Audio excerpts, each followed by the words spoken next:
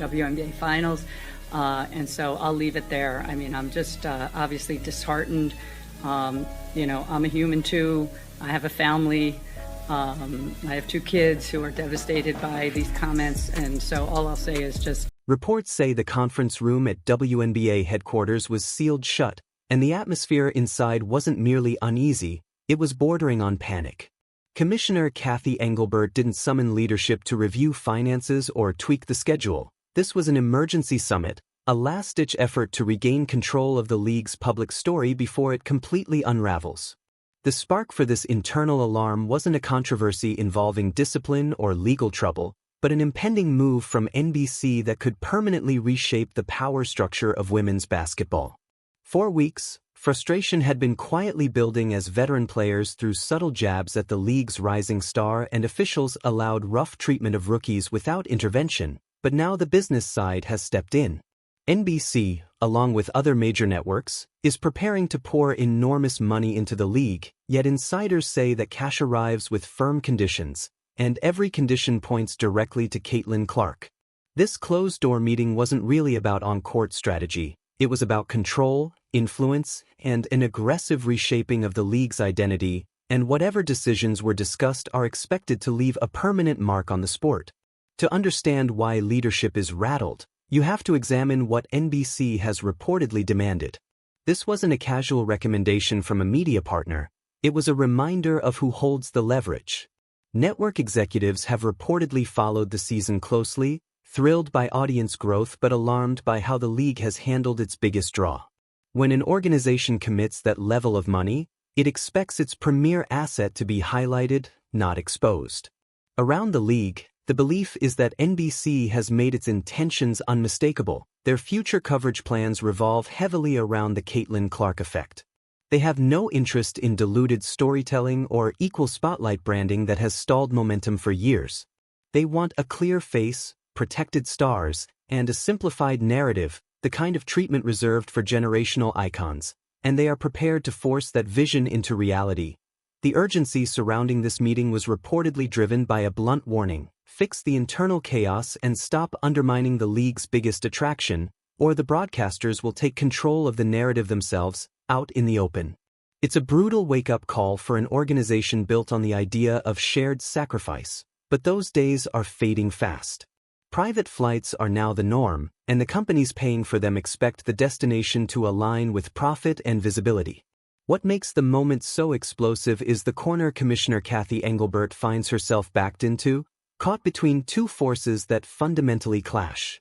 On one side are powerful media executives from NBC, Amazon, and Disney who see the WNBA as premium programming and Caitlin Clark as the centerpiece that makes it valuable. On the other is a players' union and a long-standing locker room mentality that bristles at the thought of any single athlete eclipsing the league's emblem. Inside that sealed room, insiders believe Engelbert was forced to confront the veterans with an uncomfortable truth: the balance of power has shifted, and the old way of thinking may no longer survive in a league entering a very different era. The tone of that conversation was almost certainly unforgivingly direct. The surge in attention, the pay raises, and the sudden spotlight didn't arrive because audiences magically fell in love with fundamentals. They arrived because one player ignited interest like a lightning bolt. The air in that room was likely suffocating, because acknowledging that a first-year player altered the league's trajectory is a hard truth for veterans who spent years grinding in obscurity. But broadcasters aren't sentimental about sacrifice. They follow advertising dollars, and the metrics are clear. When number 22 isn't on the floor, viewers drift elsewhere. The timing only deepens the drama, because this intervention followed immediately after the Olympic roster backlash, a move widely seen as the opening salvo in a quiet battle between media partners and basketball decision-makers. NBC owns the Olympic broadcast, and leaving the most watched women's athlete on the planet at home didn't just upset fans, it reportedly erased massive ad potential. Insiders whisper that this was the final straw, watching guaranteed ratings evaporate due to internal politics dressed up as basketball logic. This gathering was likely the never-again moment, with future deals rumored to include safeguards against repeating that mistake. If the league wants premium money, it must showcase premium stars. It's a cold corporate reality colliding with old-school purity, and history says the money usually dictates the outcome. Word is that Engelbert had to assure partners the league would stop trying to diminish Clark and start maximizing her value, regardless of bruised egos across the roster. And looming beneath all of it was the quiet topic everyone knows came up next: the way the games themselves are being officiated. You can't create a billion-dollar powerhouse around a superstar who gets blindsided on every drive while officials pretend nothing happened. Among fans, and now reportedly among sponsors, a belief has been growing that the league has quietly tolerated extreme physical play against Clark as a message, a harsh, welcome to the league statement. But to casual audiences and, more critically, to network executives, it reads as careless stewardship of a premium product. If your biggest attraction goes down because a veteran wanted to make an example, the ratings collapse and the investment follows. That closed-door summit almost certainly included an order to tighten things up on the court. This isn't about fixing outcomes, it's about safeguarding value. The NBA adjusted the whistle for Jordan, did it again for Kobe, and still does it for LeBron. The WNBA has long resisted that model, clinging to a rough, physical identity. But NBC didn't write checks for toughness, they paid for moments. The expectation is that officiating is about to change dramatically, and players unwilling to adjust could suddenly find themselves sitting with foul trouble or writing checks for fines. Where this truly turns uncomfortable is the pushback from within the locker room. To grasp it, you have to understand years of built-up frustration. Many players survived on crumbs, traveling overseas to risky situations just to stay afloat. Now that real money is finally arriving, it feels like all the credit is flowing to one name. That resentment is thick. Inside that meeting, worries were likely voiced about backlash from within. What if established stars quietly refuse to show up for NBC promotional duties? What if Clark's circle becomes socially and culturally cut off from the rest of the league? These aren't just media questions anymore, they're existential ones, because a divided locker room can unravel even the most lucrative plans. There's an even more unsettling, highly speculative layer tied to the specific NBC announcement being discussed. According to industry chatter, NBC may be developing a behind-the-scenes, documentary-style series centered on the league, something in the vein of Formula One's Drive to Survive, but with the spotlight aimed squarely at the rookie class. If that's accurate, it suddenly makes sense why veteran players are on edge. In unscripted television, whoever shapes the footage shapes the story. If cameras trail Clark and Reese while established stars are framed as obstacles or antagonists standing in the way of the next generation, it permanently brands them as the villains of their own league. That fear may have dominated the emergency talks, with the Players Association voicing deep anxiety over becoming props in someone else's hero arc. They don't want to be reduced to background characters in a spectacle built around Caitlin Clark. They're chasing acknowledgement, not caricatures. But reality-based sports content thrives on tension, and NBC understands that rivalry and friction drive engagement far more than harmony. The commissioner's challenge is persuading players that embracing the role of antagonist can be profitable, a difficult argument to sell to elite competitors who already feel marginalized and undervalued. Then there's the noticeable quiet. Pay attention to how measured and restrained official messaging has become. After the early season burst of envy-laced remarks, the league's communications apparatus appeared to slam the brakes. This meeting likely reinforced an unwritten but firm directive: public criticism of the league's primary attraction won't be tolerated. Executives recognize that every dismissive comment aired on a podcast or social platform pushes away the wave of new viewers tuning in specifically for Clark. Those viewers are NBC's target audience. If they sense hostility toward the player they came to watch, they won't stick around. From the commissioner's perspective, this is about maintaining momentum. The spark has already been captured, now the priority is keeping it alive. The meeting centered on message discipline. Personal feelings don't matter, but public undermining of the product does. It's a tightening corporate grip on a group of athletes who've long defined themselves by speaking freely. And hovering over all of it is Caitlin Clark herself, calm, composed, delivering flawless soundbites, while carrying the crushing weight of being the league's centerpiece whether she asked for it or not. Whispers are circulating that some players have been quietly reaching out to reporters, attempting to reshape the story by painting Clark as overhyped or blaming her fanbase for turning toxic. Engelbert now faces the task of containing this internal conflict before it spills into public view and starts harming the league's image. That urgency is why this meeting mattered so much. The goal wasn't strategy, it was damage control. The league needs veteran players to present unity, to smile through interviews, and to acknowledge that the landscape has changed. But pride is delicate. The real concern is that pushing the NBC narrative too aggressively could trigger backlash, with players framing the league as biased and dismissive of those who laid the groundwork long before the spotlight arrived. At its core, though, this isn't emotional, it's financial.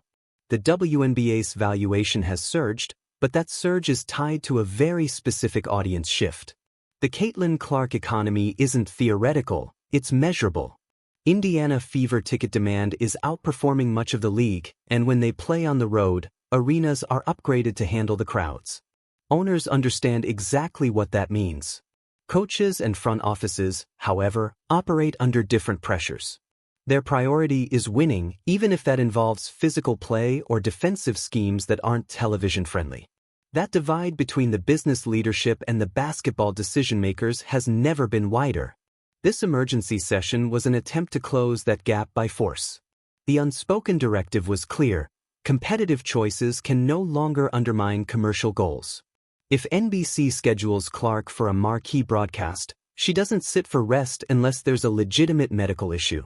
Autonomy on the basketball side is shrinking under the weight of media obligations. It's uncomfortable, but when a league is trying to leap from niche status to global relevance, sentiment takes a back seat to scale. The old WNBA, this is the thesis landing cleanly now.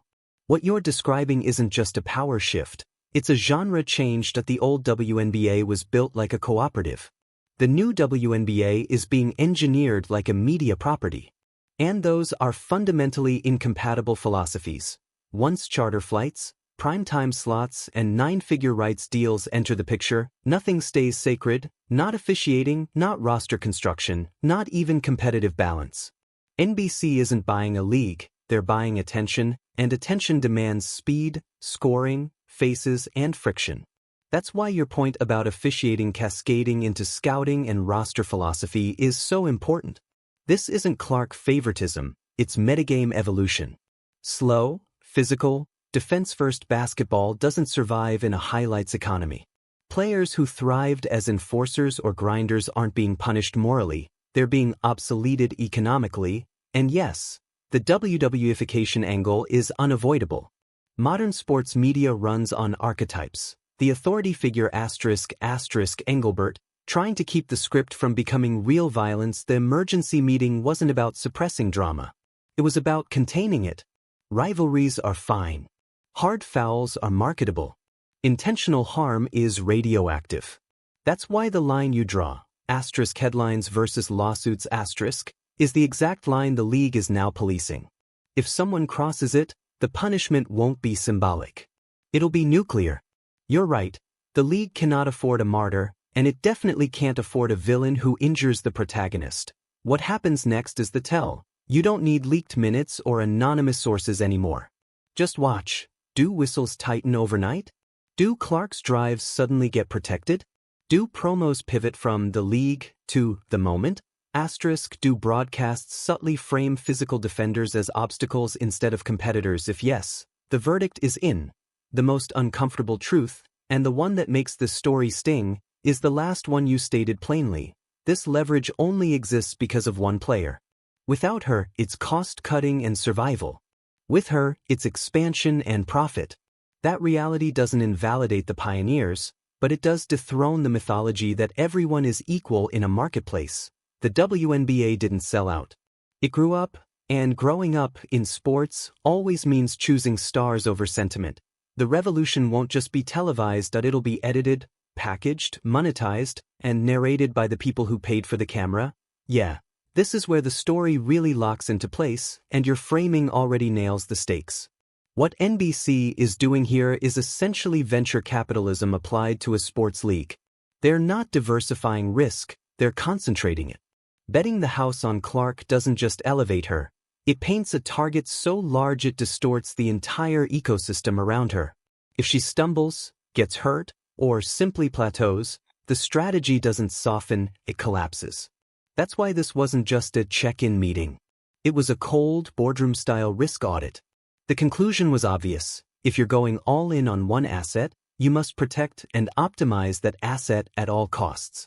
That's where the rule change speculation fits perfectly. This isn't about aesthetics or purity, it's about manufacturing conditions for success. Open the floor. Tighten whistles. Penalize excessive physicality. Make defense reactive instead of punitive. Every tweak nudges the game toward visibility, pace, and highlights. The currency NBC actually trades in. Purists will cry foul, but accountants will quietly point to viewership curves and say, this is survival. The WNBA isn't tweaking rules to chase beauty, it's doing it to reduce downside risk. Your metamorphosis metaphor is dead on. This meeting was the cocoon phase. Uncomfortable, secretive, and destructive to the old identity. What comes out the other side will not resemble the league that went in. And that leads directly into the most combustible rumor of all, marketing quotas. If NBC has indeed embedded promotional minimums into the media deal, that's not just exposure, it's enforced hierarchy. Marketing time is finite. If a disproportionate share is contractually tied to Clark, everyone else is mathematically displaced. That's why agents for players like Aya Wilson and Brianna Stewart would be livid. Their clients are in their primes, with hardware to prove it, yet they're being treated like supporting cast in the league's own commercials. From a basketball standpoint, it's absurd. From a business standpoint, it's brutally logical. Engelbert's likely counter was the oldest one in sports economics. Trade visibility for money. You may not get the billboard, but you'll get the check the billboard pays for. Pension growth. Salary floors. Charter flights. Long-term security. It's a rational offer, but athletes aren't purely rational actors. Ego, legacy, and respect matter as much as compensation, sometimes more. Being told your value is financial but not symbolic cuts deep. And that's why this meeting's implications stretch far beyond 2025. This is a philosophical regime change. For decades, the WNBA operated on a collective identity model, shared struggle, shared voice, shared spotlight, subsidized by the NBA and insulated from ruthless market forces. That era is ending. The Clark bump plus the NBC deal presents a real path to independence and profitability, but the toll is steep, abandoning the sisterhood-first model in favor of a superstar-driven hierarchy. That's why calling this meeting the funeral for the old WNBA doesn't feel dramatic, it feels accurate. What's being buried isn't the league's soul, but its founding myth. What replaces it will be louder, richer, more visible, and far more unforgiving.